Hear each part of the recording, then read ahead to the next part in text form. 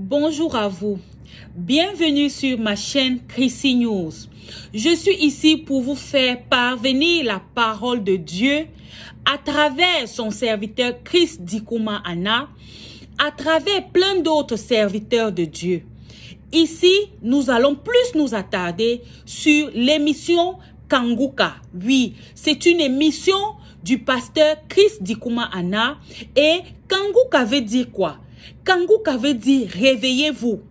C'est la langue parlée au Burundi. Désormais sur cette chaîne Chrissy News, installez-vous bien parce que nous allons vibrer au rythme de Jésus-Christ de Nazareth. Nous allons danser au son du Saint-Esprit. Nous allons vibrer. Nous allons nous réjouir avec les chérubins, les séraphins, les principautés, pour ne citer que cela. Installez-vous bien, nous allons bientôt décoller. Je vous salue tous, chers auditeurs de l'émission Kanguka. Mon nom est Chris Dikouma Anna. Aujourd'hui, nous sommes mercredi. Vous allez suivre la première partie avec le serviteur de Dieu, Estras Birangoza, et moi, je vais continuer dans la deuxième partie.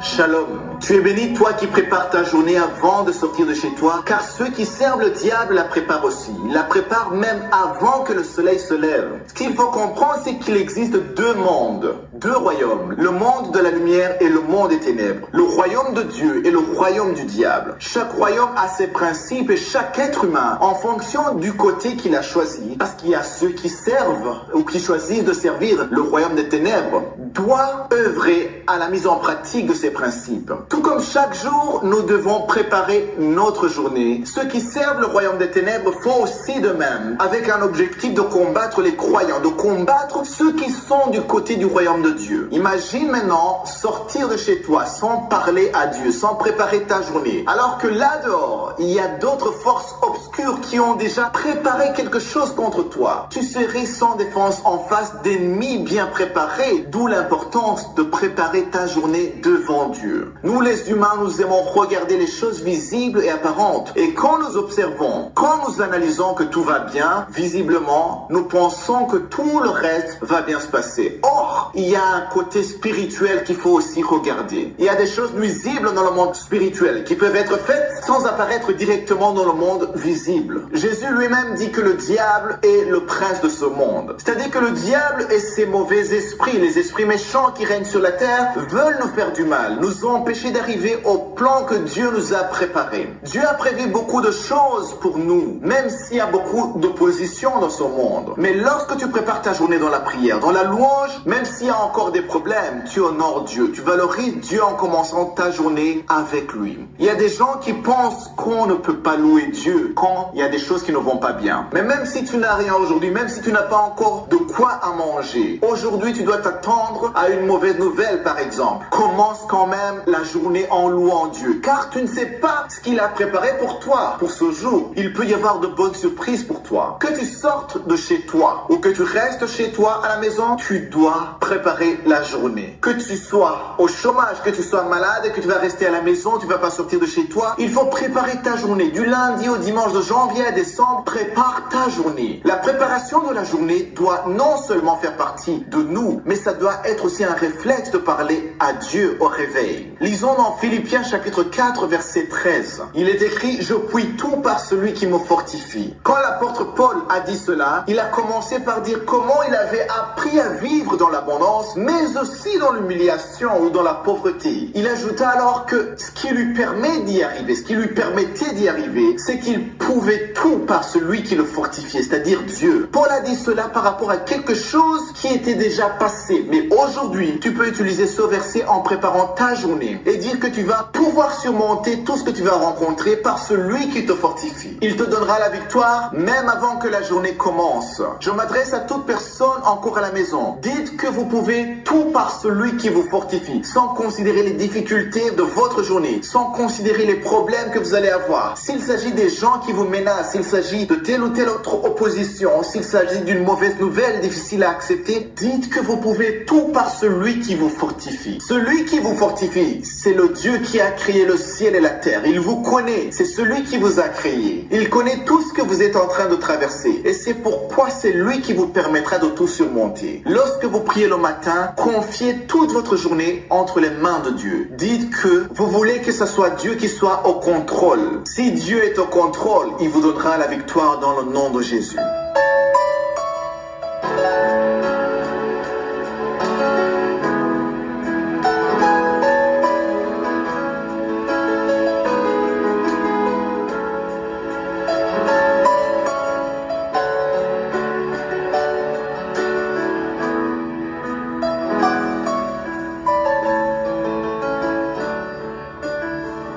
Nous sommes maintenant dans le moment réservé à l'enseignement. Nous continuons avec le livre des Thessaloniciens, la lettre que Paul a écrite à l'église de Thessalonique. Nous sommes encore sur le 4e chapitre. Aujourd'hui, j'aimerais parler du verset 13. 1 Thessaloniciens chapitre 4, verset 13. Paul écrit en disant, nous ne voulons pas, frères, que vous soyez dans l'ignorance au sujet de ceux qui dorment, afin que vous ne vous affligiez pas comme les autres qui n'ont point d'espérance. Ici, il parle de ceux qui dorment. De qui parle-t-il? Ici, il parle de ceux qui sont morts. Mais pourquoi est-ce qu'il ne dit pas qu'ils sont morts, mais il dit qu'ils dorment? Ça, c'est quelque chose de très important et je vais insister sur ça. Tous ceux que tu connais qui sont morts, en réalité, ils dorment. Pourquoi est-ce qu'on dit qu'ils dorment? Ils dorment parce qu'ils vont ressusciter. Quand Jésus est allé ressusciter la fille qui était morte, il a dit, elle dort. La fille de 12 ans, la fille de Jairus. Quand on lui a dit que Lazare est mort, Jésus a dit, Lazare dort, je vais le réveiller. Parce que tous ceux qui sont morts, ils vont ressusciter. Là, je vais essayer d'expliquer un peu pour les nouveaux que tout le monde va ressusciter. Que tu meurs dans le Seigneur ou pas. Si tu meurs dans le péché, un jour tu vas ressusciter. Que tu meurs dans le Seigneur étant sauvé, un jour tu vas ressusciter. Tout ce que tu connaisses, que ce soit dans la famille, des amis, des membres de famille, tes parents qui sont morts, un jour ils ressusciteront. Voilà pourquoi on dit qu'ils dorment. Parce qu'un jour ils vont ressusciter. Mais il y a deux sortes de résurrection. Il y a ceux qui vont ressusciter quand Jésus va venir pour prendre l'église. Il y aura la trompette et ceux qui sont morts dans le Seigneur, ils vont ressusciter pour monter avec Jésus. Mais ceux qui sont morts n'étant pas sauvés, ceux qui sont morts dans le péché,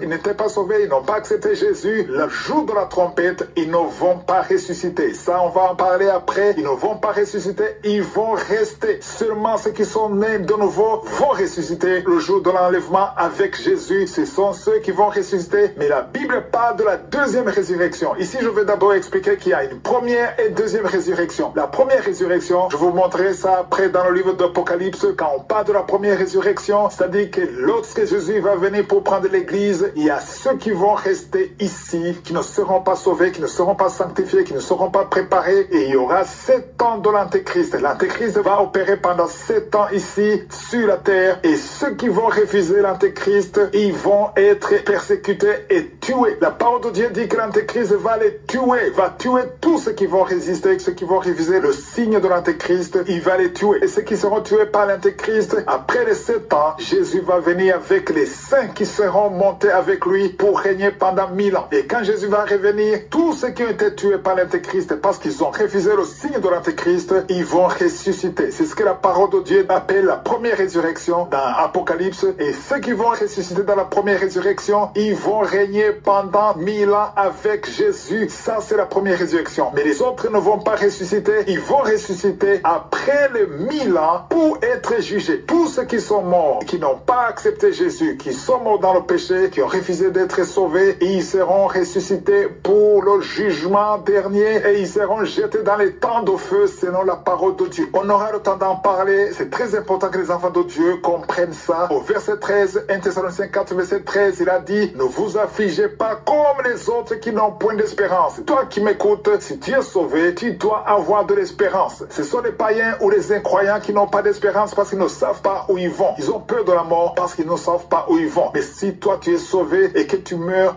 dans le Seigneur et tu n'as pas à t'affliger, tu n'as pas à t'inquiéter. Le verset 14 dit, car si nous croyons que Jésus est mort et qu'il est ressuscité, croyons aussi que Dieu ramènera par Jésus avec lui ceux qui sont morts. Ça dit que si Jésus est ressuscité, toi qui as cru en lui, le jour où Jésus va revenir, toi aussi tu vas revenir à la vie. Ce passage est très important parce qu'il y a beaucoup qui ne savent pas ce qui va se passer. Voilà pourquoi beaucoup de gens ont peur de la mort. Ils ne savent pas ce qui va se passer. Mais toi qui es sauvé, c'est très important que tu comprennes ça. Demain, je vais continuer à en parler et on verra ce qui va se passer. Ceux qui sont morts dans le Seigneur vont ressusciter pour être avec le Seigneur et tu seras avec le Seigneur pour toujours. Voilà pourquoi on dit que si quelqu'un est né de nouveau, il a la vie éternelle. À partir du moment où tu es un enfant de Dieu, tu n'as pas à t'inquiéter. Mais tous ceux qui sont morts vont ressusciter un jour. La parole de Dieu dit que heureux ceux qui seront ressuscités dans la première résurrection et non pas dans la deuxième résurrection. Parce que la deuxième résurrection, c'est pour être jugé. Je sais que c'est encore un peu flou, mais on va continuer à parler dans Kanguka de demain. Nous sommes arrivés au terme de cette vidéo. J'espère que vous vous êtes bien régalés. N'hésitez surtout pas à donner votre vie à notre Seigneur et Sauveur Jésus-Christ de Nazareth, car il est l'alpha, il est l'oméga, il est le commencement, il est la fin de toutes choses. Shalom.